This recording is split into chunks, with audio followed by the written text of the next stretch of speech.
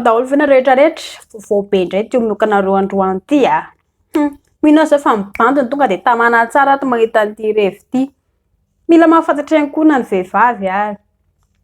Ity lesona anankiray androany ty nareo de efa ianarana any ampianarana any tsy hoe zahako mamorona fa zavatra ianarana any ampianarana ho anareo ihany koa raha ohatra ka hoe te hanamafy de afaka miditra any amin'ny Google ianareo manao recherche de hitanareo ilay izy. Ahoana ny alalana vehivavy hoe mbola vehivitsiny.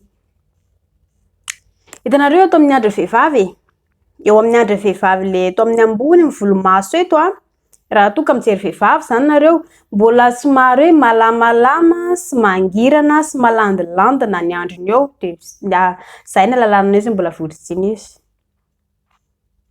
Ny faharoa indray de ny sofiny. Ny sofin'ny vehivavy raha toa ka hoe mbola vehivitsiny de somary malefaka kokoa ary mbola somary malamalama mitovy ny sofiny zazakely. Ary manaraka ihany koa de nonom-behivavy.